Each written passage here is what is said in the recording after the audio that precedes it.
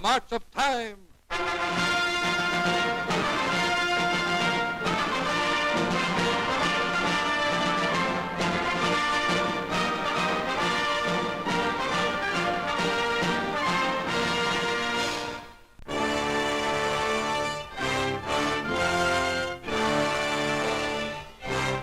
Half a world away, beyond Suez, beyond the Red Sea and the Indian Ocean, is Britain's vast Indian Empire.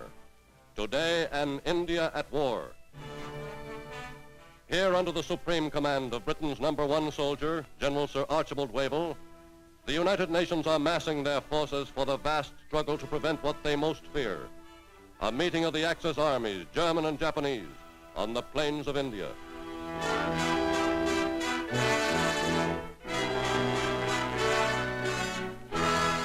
In a hard-fought prelude to the battle for India, precious time has been gained by the daring and heroism of an immortal group of airmen, the AVGs, America's Flying Tigers.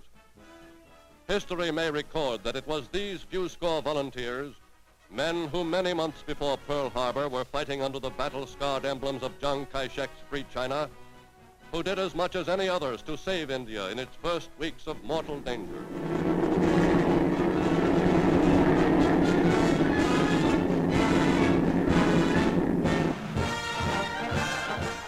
And today, other young men from Georgia and Oregon, Vermont and California are journeying across 12,000 miles of perilous seas to fight beside the Indian Army and the airmen and soldiers of England, Scotland, Free France, and Free China.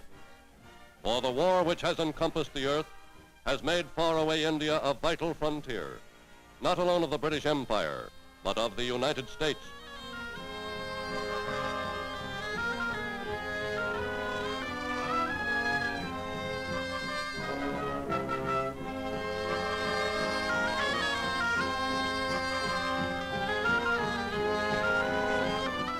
And what is certain to be the deciding factor in the battle for India is the ever-growing strength in combat planes, great British Sterlings and American flying fortresses, at last winging their way in great numbers to Asiatic battlefronts. But though India's 400 million people are today facing invasion by an enemy who seeks to plunder their land and plunge them into slavery, the leaders of India's powerful National Congress Party have refused all active cooperation with Britain and the United States in defense of their own home.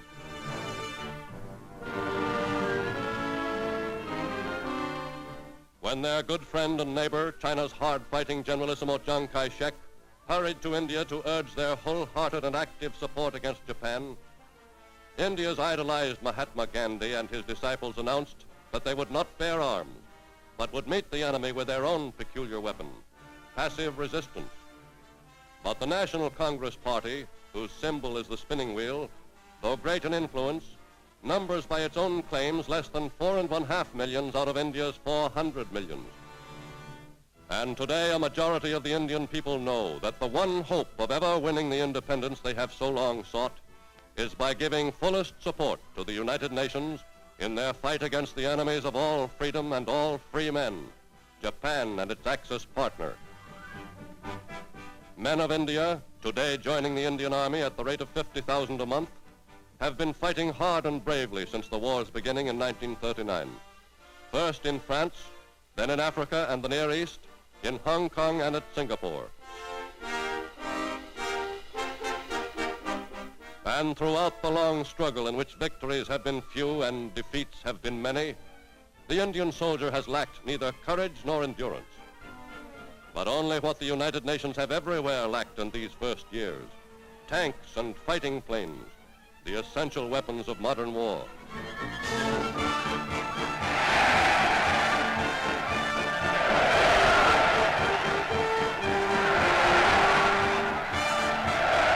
And the war which has come today to India itself is not the kind for which the pre-war Indian armies had been organized and trained, for which India's defenses had been prepared.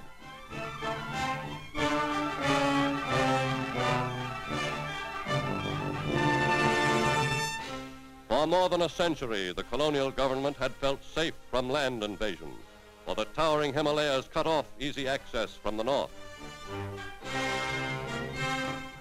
On the northwest frontier alone, where the famed Khyber Pass formed a natural gateway, was India expecting trouble. Then only the incursions of raiding Afghan tribesmen.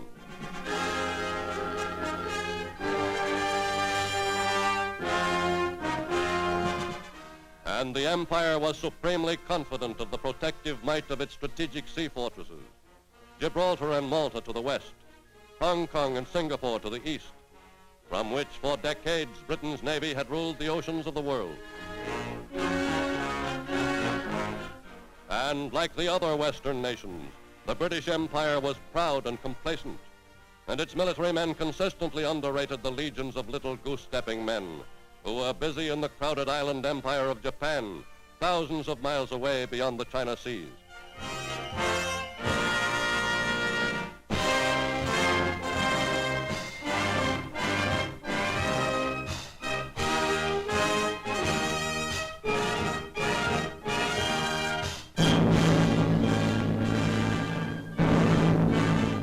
From the dawn of history, the people of Japan had lived in the conviction that their kingdom, created in heaven and set down on earth, was destined by divine decree to rule not only the Orient and India, but all the world and all the world's people.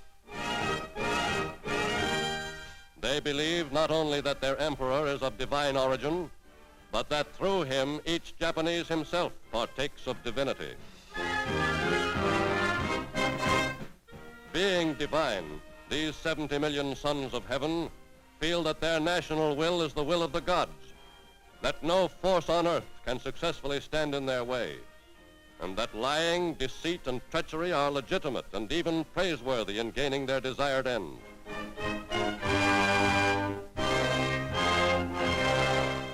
As long ago as the year 1592, the great Japanese militarist Hideyoshi, having gained a foothold on the Asiatic continent, was laying his plans for conquering and carving up India.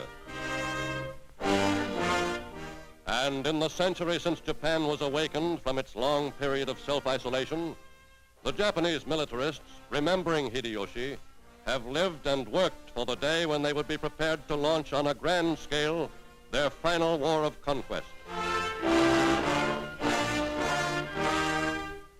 By December 1941, they believed this day had come. For after nearly a century, during which they had quietly and purposefully been borrowing and copying all the scientific and technological discoveries of the modern Western world, the military machine they had so long been building was ready at last to meet the test of total war.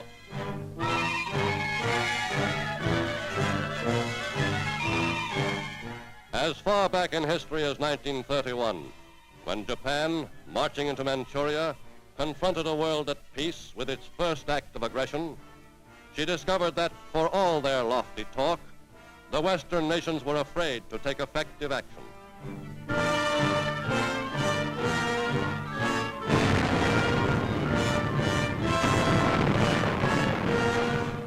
Again in 1937, when the Japanese began their undeclared war against all China, they proved that the Western nations were not ready to risk war, even to protect their own long-established interests in the Orient. In the years when Japan's soldiers at Shanghai, Tientsin, and Beiping were subjecting Europeans and Americans in China to numberless indignities and the harsh rule of militarists, Japanese faith in their own superiority was being nourished and fattened.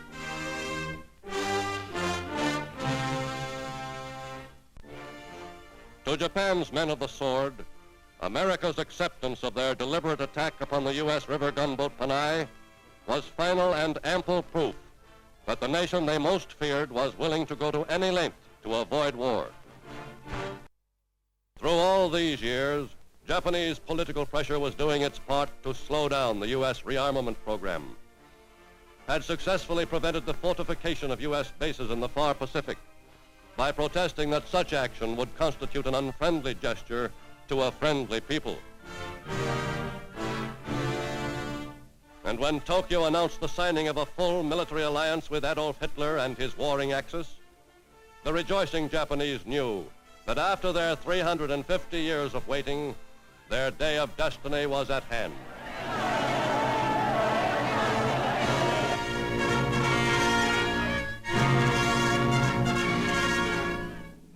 Within little more than a year, Japan, successfully employing once again the deceit and treachery which had so well served her in the past, had taken the final desperate plunge. Within a few more months, in which hundreds of thousands of men were to die and millions were to be enslaved, Japan, well launched on her great war of conquest, no longer stood thousands of miles from India across the China seas, but on India's very shores.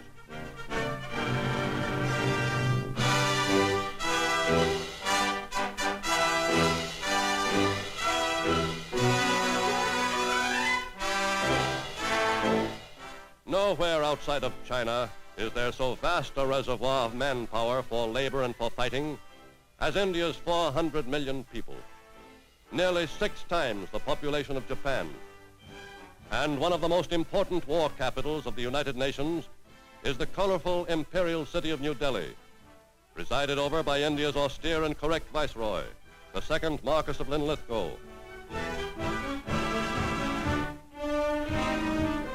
To the leaders of India's government, both native and British, has fallen the enormously difficult task of coordinating India's war effort with the plans of the war councils in London and Washington, many thousands of miles away.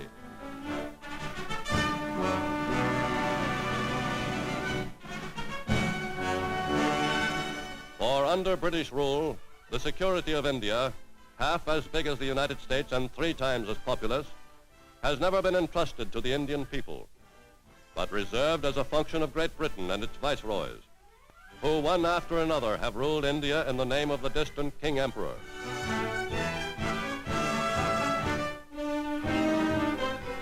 But today, with only a fraction of India's vast population organized and equipped for self-defense, the arrival of new military and supply missions has been accepted as an indication not only of aid in force, of desperately needed tanks and planes on the way from Britain and America, but of full U.S. collaboration in organizing and developing India's own reserves of manpower and industry. In India's hour of peril, all eyes are turned toward and all confidence is centered in the Supreme Commander of United Nations forces in India. Battle-tested in the early and successful Libyan campaign, General Wavell well knows the futility of going into battle ill-equipped and unprepared to meet an enemy who from the outset has had the advantage of superior numbers in men, tanks, and fighting planes. But until there can be amassed in India armed might nearly equal to that of the enemy, Wavell and his staff know that they must try to hold as best they can a vast and rich subcontinent, which is vitally necessary if all Asia is not to be lost. From the war's beginning, India's few dockyards have been taxed to capacity with men of war and merchantmen, British, Dutch, U.S., and Norwegian, many of them damaged in naval action in the Indian Ocean and the Java Sea. Since the fall of Singapore, vessels of the United Nations have had only the facilities of the British naval base at Colombo and India's scattered shipyards for fueling, servicing, and repair. Along India's 4,400-mile coastline are scores of smaller yards, which have been enlisted in an ambitious wartime program to build sorely needed cargo vessels, corvettes for coastal patrol, and a fleet of harbor minesweepers. Built entirely by Indian labor, out of iron and steel forged from native ore, these small ships can be constructed quickly and in great numbers.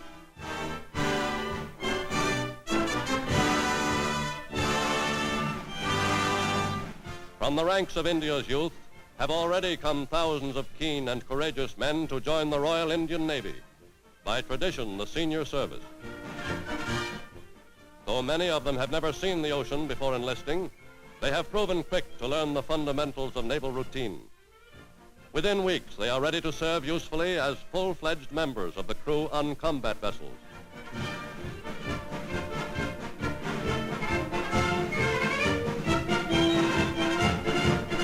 Ships of the Royal Indian Navy have engaged the enemy in actions fought from Madagascar to the Celebes, from the Mediterranean to the Coral Sea.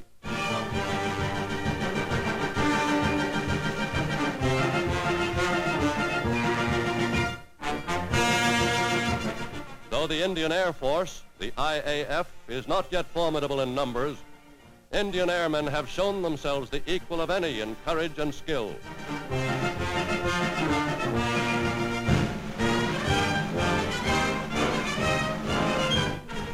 Indian pilots have fought with RAF squadrons in the Battle of Britain and in the skies over every theater of war. As pilots, navigators, and observers, Indians are keen and capable, and they make excellent bombardiers, gunners, and technicians. For the sons of India show a strong aptitude for things mechanical. But inevitably, if India can be held, its contribution to final victory, even more than the numbers, skill, and bravery of its fighting men, may be its natural resources and the productive capacity of its expanding war industries, armories and munitions plants, mills and foundries, factories and shops. Since Britain went to war, almost the whole of India's industry has been converted to empire defense. And with Asiatic battlefronts moving ever closer to India, the output of this arsenal of democracy has become increasingly important to the United Nations. For India is nearer by thousands of miles to bases of operations in China and the Southwest Pacific than the supply depots of Britain and the United States.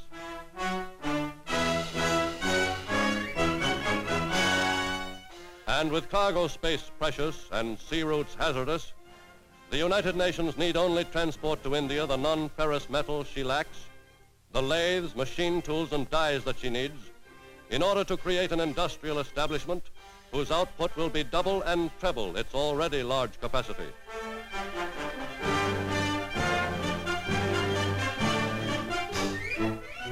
For in India's reserves of coal and iron ore, and in its steel mills, there already exists the framework of a heavy industry capable of making many of the engines of war which the United Nations so sorely need.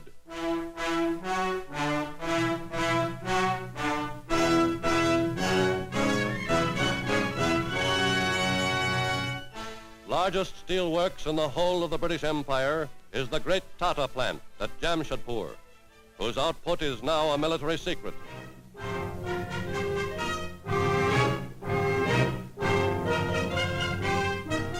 And today, millions of laborers and craftsmen, Muslims, Hindus, Sikhs, and others, their political and religious differences put aside, are working hard and loyally to help bring victory to the United Nations. They know that their toil is little indeed beside the sacrifices of more than 1 million of their countrymen under arms who must meet the enemy in battle. But they believe that their labor will help these fighting men to win for India more than victory over Japan, more than deliverance from Axis invasion. For they are confident that as partners of the world's free people, sharing all the burdens and hardships of the war for survival, they will gain at last what they have so long been denied, the right to live as free men in a united and independent India.